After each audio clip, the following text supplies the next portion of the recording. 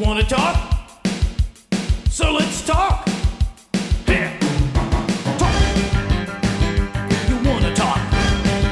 You gotta talk, you need to talk. News talk. I talk, you talk to Solomon. I talk, you talk to Solomon. Yeah, let's talk to Solomon. Talk to Solomon. You gotta talk, you wanna talk. So let's talk. Greetings, folks, and welcome to Talk to Solomon. Thanks so much for joining us. We have an interesting lineup for you tonight. Co-hosting with me today are Brent Johnson and Chief Steve. Neither is available just yet, but we'll have them shortly. Meanwhile, our first guest is General Jim Hutchens, United States military, retired, who wants to talk to us about President Obama's trip to Israel. General, how are you? Doing well, Stan. How are you? I am fine. So nice to see you again. Talk to me, please, about the president going to Israel. I heard before you start that Hamas has said that if the president appears on the Temple Mount, it will be a declaration of war. And I don't know what exactly they plan to do, but it won't be good. Yeah, that's what they've said, and they're known for their braggadocio, actually. I would like to see the president do that. He will no doubt go to the wall, and he'll pray at the wall, Western Wall, and maybe insert something in the crevices of the wall, a prayer or something. But I'll be more interested, I think, to see what he brings to the table as he goes there. Reports are that he's going to do two things that are would concern us all a great deal. One is that he's going to require that Israel not take a preemptive strike against Iran, and I think Israel would be a mistake if they agreed to that. I think everything ought to be on the table. And the other thing that he's saying is that, or the report is that he's going to make demands, I should say, that Israel release Judea and Samaria to the Palestinians, that there be an evacuation of all Jews from Judea and Samaria, the West Bank, as they did in Gaza.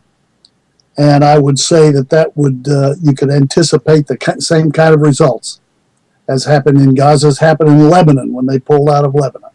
Plan for Peace is a colossal failure. It won't work. It hasn't worked, and I don't believe it'll work in the future. Well, So I hope the Prime Minister would resist that with all resolve. Some talk as to whether he might give over all of Hebron. He did that when he was Prime Minister before, portions of it. There's some talk that he might be willing to let the rest of it go. That'd be a huge mistake, in my view. now Hebron is a city on the West Bank, correct? It's considered in the West Bank, yeah. Yeah. So South of Jerusalem, south of Bethlehem, but it's considered West Bank. right. And I guess for those who don't know, Judea and Samaria biblically are part of Israel. It's the heart. When Israel was recreated by the United Nations, Judea and Samaria were not included in the land of Israel. They were considered to be part of, quote unquote, Jordan, I guess.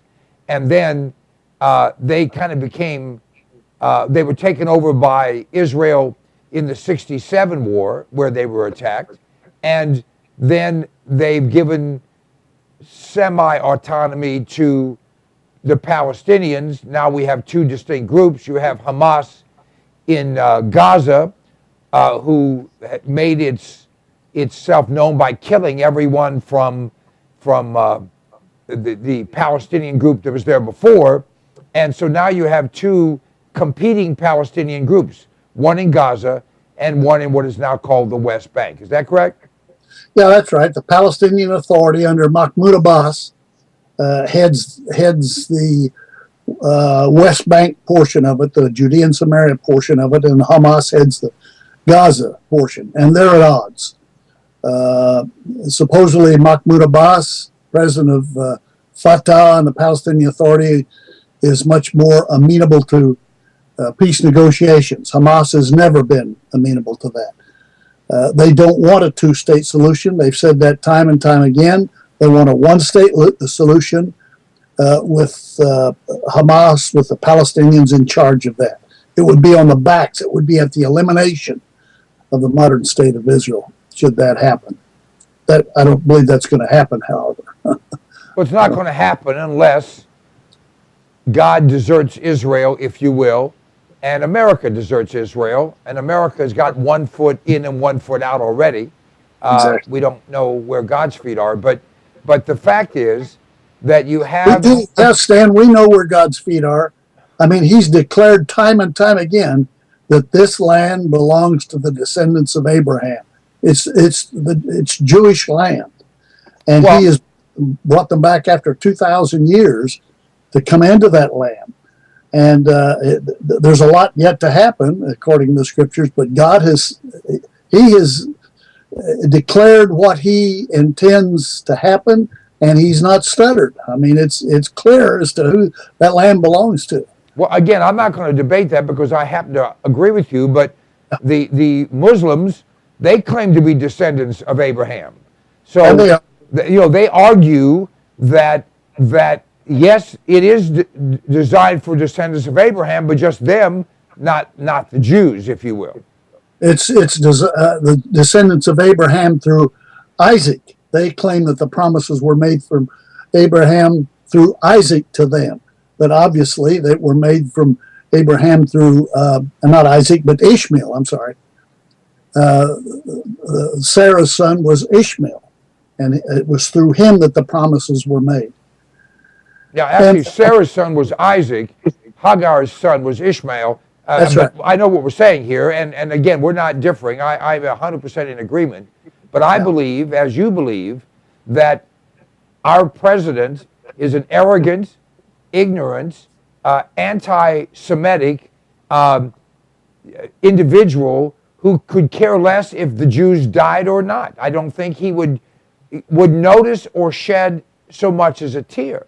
So I think that Netanyahu knows he has to be polite, and he knows he has to understand diplomatic jargon, but he also knows that Obama comes with a knife ready to stick it in Israel's back.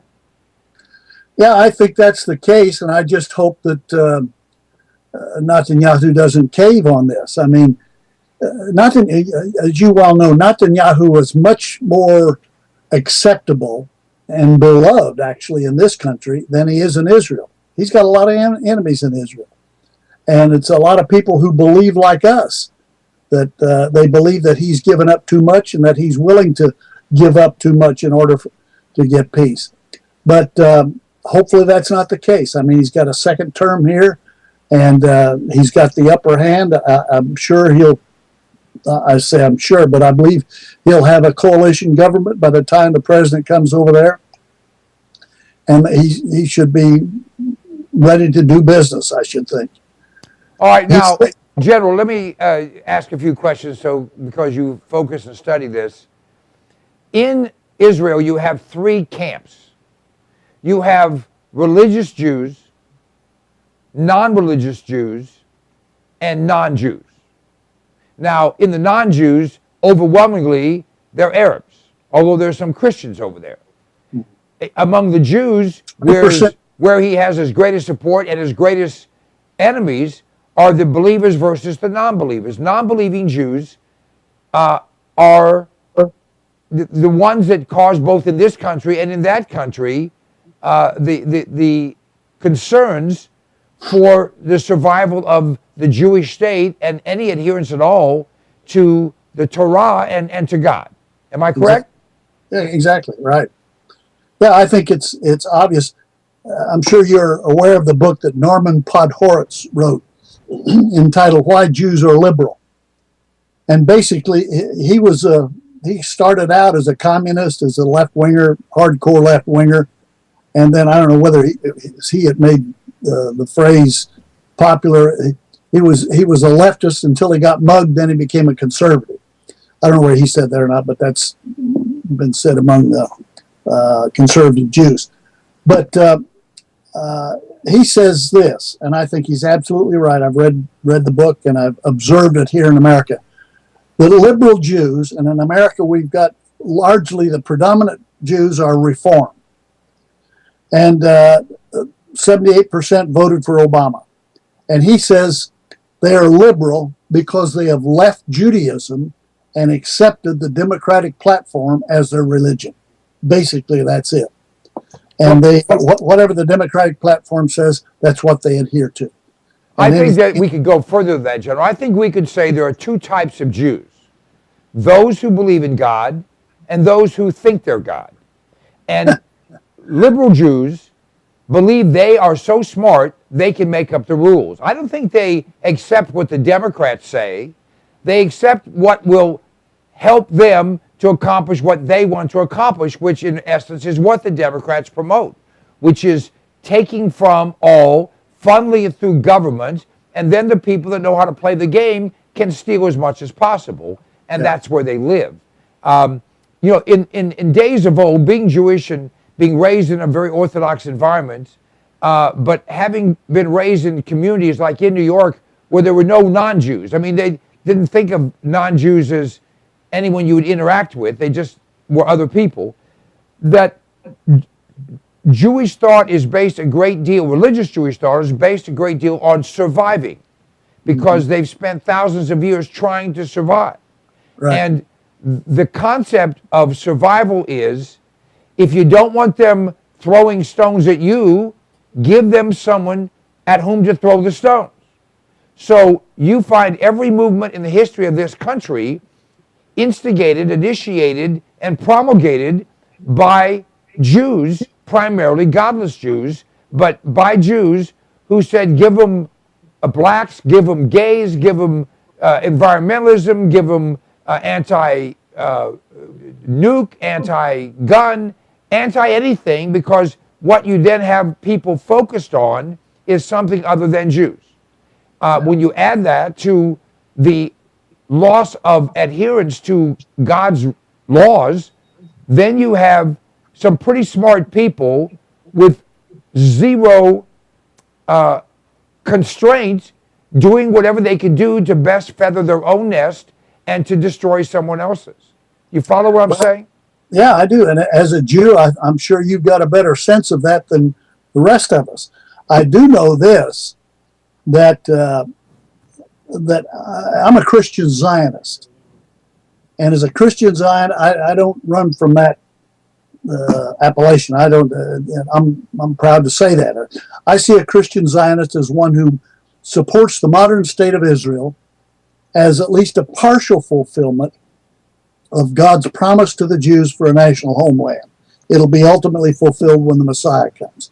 But that's different from a Zionist who says that modern state of Israel is the national homeland. I put it on God's promise.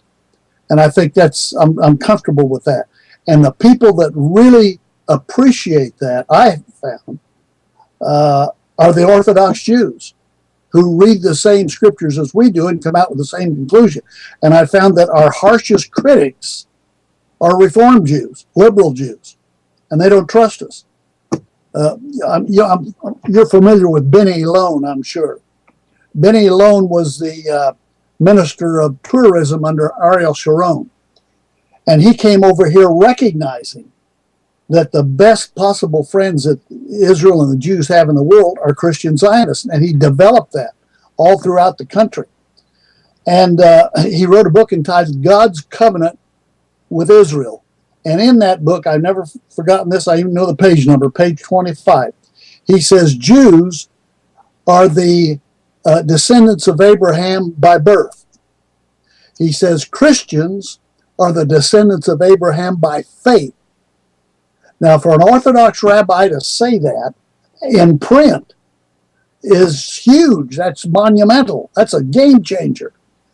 But that's what an Orthodox rabbi said, and I believe it. And as I said, he recognizes who the best friends he has, where they are. And now he heads the International Israel Allies Caucus, and he's developing this worldwide. And the governments as much as he can, because there are a lot of people who believe just like I do throughout the world.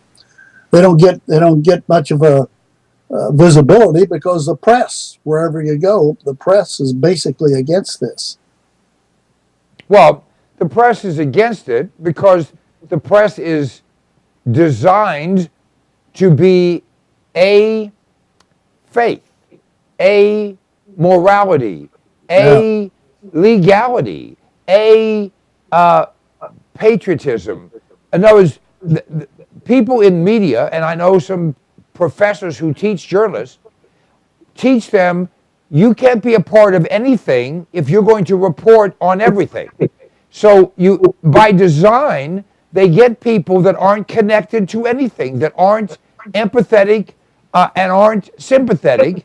Now, of course, we know in fact that the media is very involved with certain types of things on the far left, but you know, one of the things that I used to make a lot of public appearances and speeches and that type of thing, and it always frustrated me that members of the media would not stand for any office holder, would not salute, would not hold their hands over their hearts, would not recite the Pledge of Allegiance, would not sing the Star Spangled Banner. They took pride in scratching their Obama while the national anthem was being played, by talking, spitting, eating, or fornicating, whatever they might be doing, while the Pledge of Allegiance was being said, taking pride in the fact that they weren't a part of anything. Now, some people think that's not a big issue, but I think it is the issue. It is the issue because we've designed the concept of media of not telling the truth, but taking away everything but data, and then they can manipulate the data in any way they see fit. I have felt for some time, there's a passage in Romans chapter 1, New Testament, but it says that the wrath of God will be visited on those who suppress the truth. And I think the people who have the upper hand of suppressing the truth today are the press internationally. And I think there is a special judgment reserved for them by God because of that. And it's not that there aren't people like us out here. I mean, this is the heartland, and we believe much the same. But when you get into the political parties, and certainly when you get into the press, it's that truth is subjected. It's suppressed, I should say. And that at this point, I don't see that there's anything we can do about it. There's places that are hoping to have an alternative to that, and I would support anything. Well, there is an alternative. The alternative is churches, where pastors communicate with their flock, where rabbis, or for that matter, mullahs, or whomever. There's a story that came out today. I want to respond to that, Stan. All right, give me 1 second. Give me 1 second. I want to just talk about this. The UN High Commission for Human Rights, hardly a fair, hardly a moral, and hardly a pro-Jewish organization, came out and said, you know, that story about that wailing father, rightfully so, at the death of his infant son, tragedy, but everyone blamed Israel. Wasn't Israel. It was in fact the Palestinians' own ordinance, a malfunctioning rocket that killed that child. Yeah, I saw that.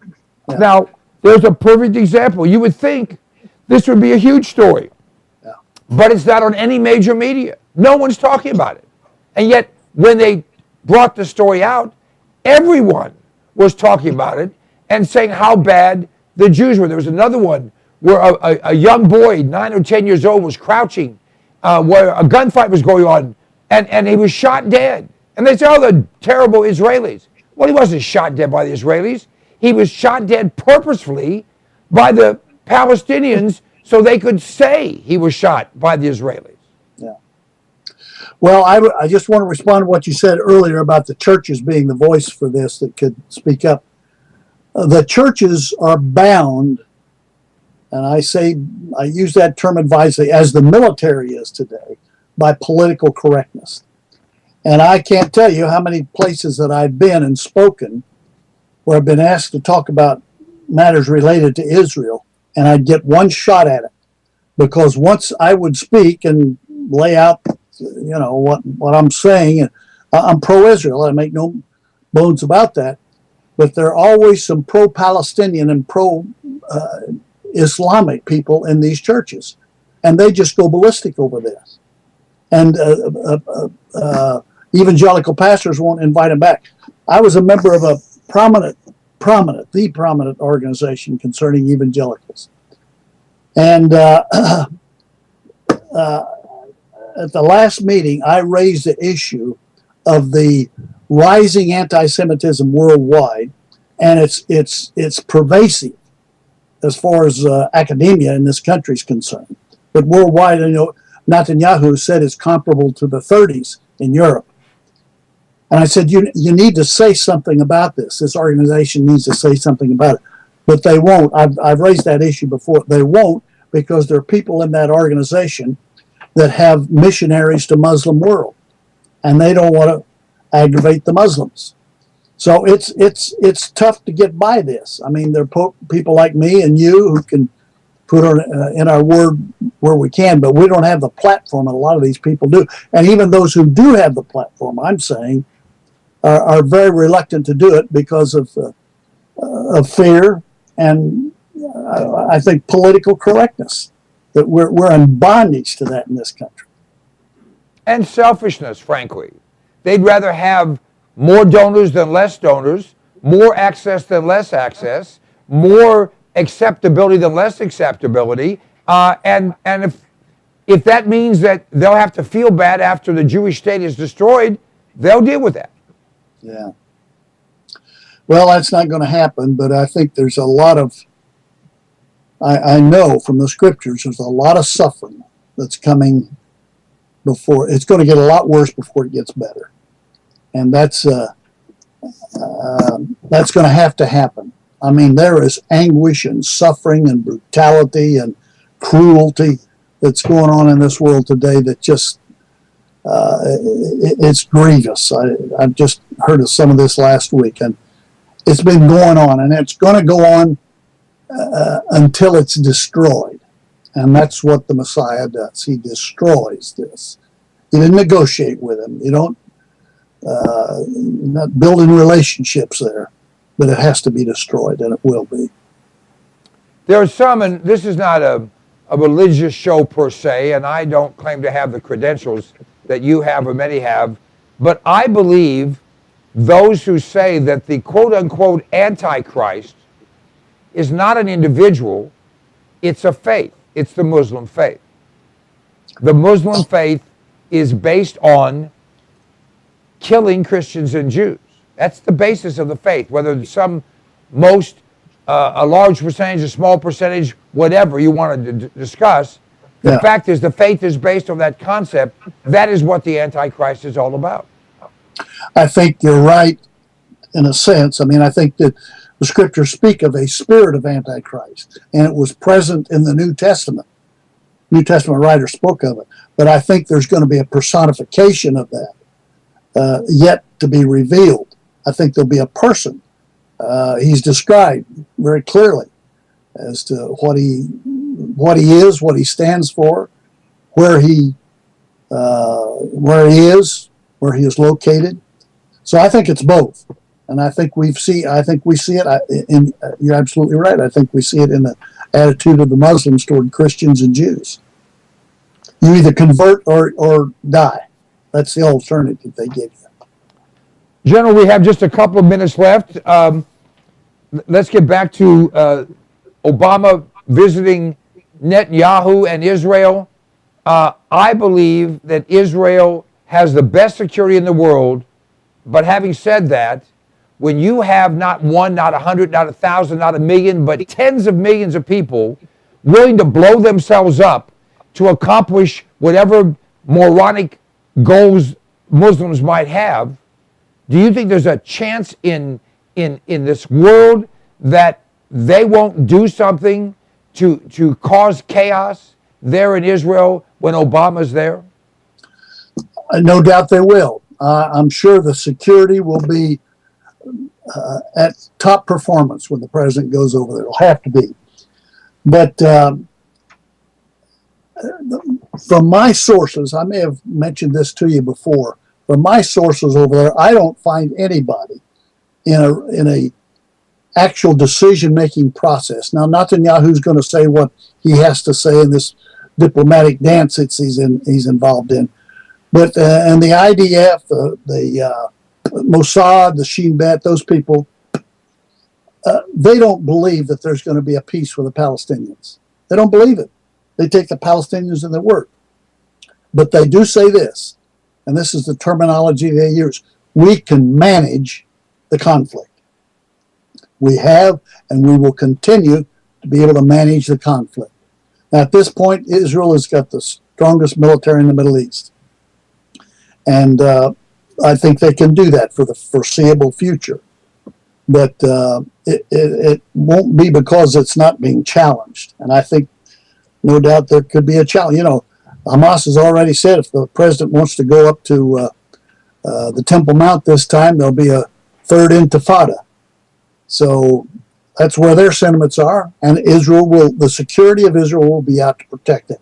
They can manage the conflict. And I think we can all be grateful that they can actually do that. They have the capacity to do that. I mean, they're not making broad braggadocio claims about what they're going to do, as the Muslims do. But they can manage the conflict. They have, and they will continue to do so. All right, General, we're out of time. Tell people how they can follow what you're doing and be in contact with your work. Come to our website. It's the JerusalemConnection.us, not .org, .com. The JerusalemConnection.us. Sign up for our newsletter, which comes out every Friday, and I send a video out on Tuesdays. It deals with some issue of concern in Israel, and we look at it, in most cases, from a biblical standpoint. God bless you, and maintain your health and your great work, and we will look forward to having you back shortly. Thank you, General. Thank you, Stan. Good to be with you. Our pleasure. We'll be back shortly, folks. Stay tuned. There's more of Talk to Solomon.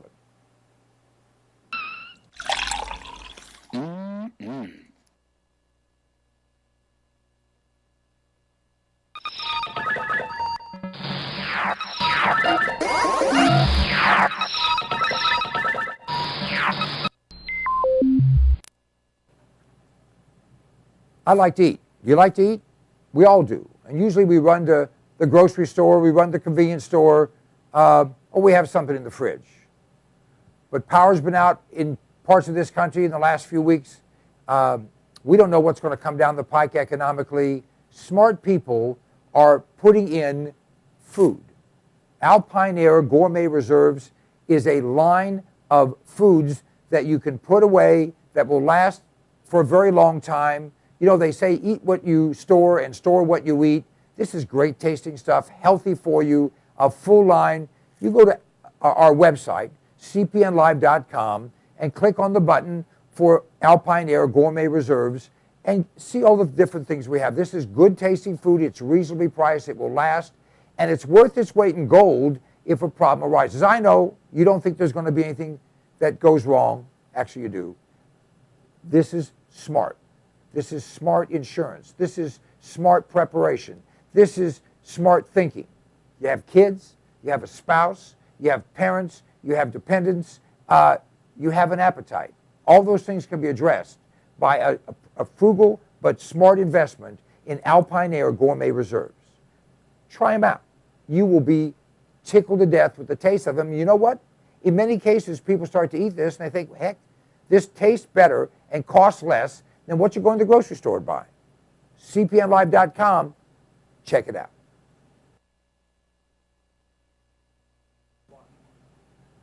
Hey, my name is Stan Solomon, and you know if I have something to say, I'll say it. And I'll only tell you the truth because I'm a Republican, not a Democrat. Democrats always lie. Republicans only lie half the time.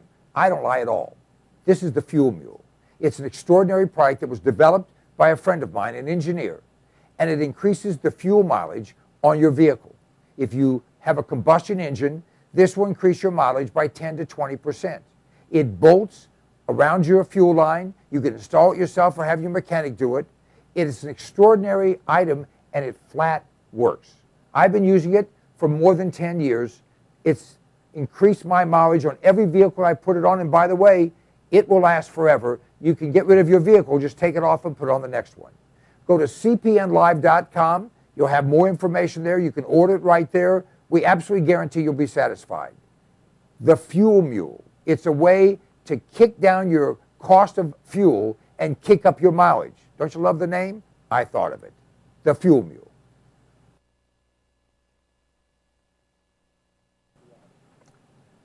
Let me ask you a question. Do you like being sick? I have in my hand an incredible product. It's called TR10 Supercolloidal Silver. TR10 stands for a trace to the negative 10th power. The particles in this silver product are 6 to 8 angstroms, 6 to 8 10 billionths of a meter. Now listen to me.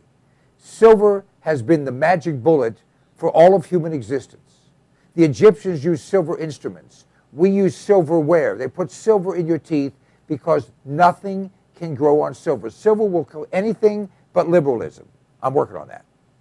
This product, you go to cpnlive.com, buy 1 quart of this product. It will last you for a very long time. Anytime you feel like you've been exposed to something bad, take some of this product, spray it in your mouth, or take a little bit and gargle it, swallow it. It will kill any pathogen. The average antibiotic kills 10 to 20 different pathogens. This product will kill 700 plus. Do yourself a favor, do your family a favor, do your doctor a favor. He's tired of seeing you. Get Supercolloidal Silver. Go to cpnlive.com, order the product. It's $29.95 plus shipping. I think it's $39.95 delivered any place in America right to your door. It's worth 10 times that. Check it out. If you're not 100% happy, just return it and we'll give you your money back. Do you like being healthy? I do.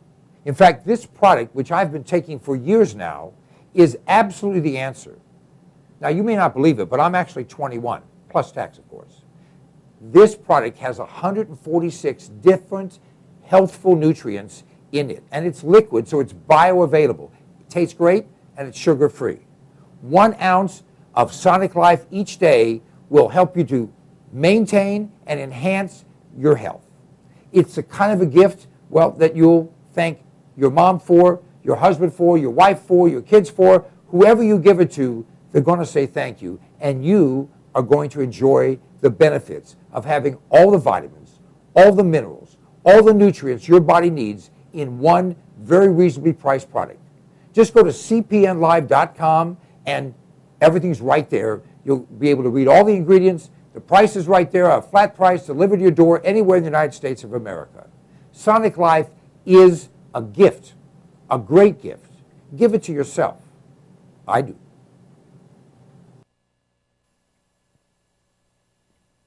You have a computer, if you're alive today, which means you have a hard drive, which means it's going to break down. Mosey, the backup people, for thousands, for Stan, for thousands of people, for tens of thousands of people, is simply common sense.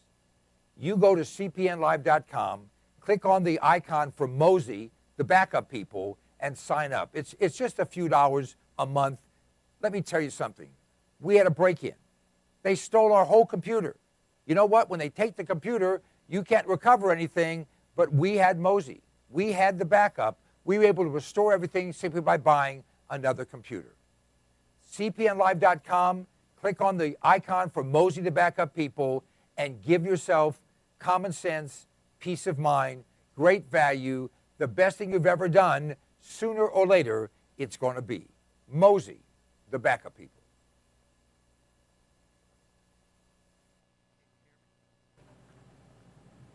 I like to eat. You like to eat? We all do. And usually we run to the grocery store, we run to the convenience store, or we have something in the fridge. But power's been out in parts of this country in the last few weeks. We don't know what's going to come down the pike economically. Smart people are putting in food. Alpine Air Gourmet Reserves is a line of foods that you can put away that will last for a very long time. You know, they say eat what you store and store what you eat. This is great tasting stuff, healthy for you, a full line. You go to our website, cpnlive.com, and click on the button for Alpine Air Gourmet Reserves and see all the different things we have. This is good tasting food. It's reasonably priced. It will last. And it's worth its weight in gold if a problem arises. I know you don't think there's going to be anything that goes wrong. Actually, you do. This is smart. This is smart insurance. This is smart preparation. This is smart thinking. You have kids, you have a spouse, you have parents, you have dependents, you have an appetite. All those things can be addressed by a frugal but smart investment in Alpine Air Gourmet Reserves. Try them out. You will be tickled to death with the taste of them. You know what? In many cases, people start to eat this and they think, heck, this tastes better and costs less than what you're going to the grocery store to buy. cpnlive.com. Check it out.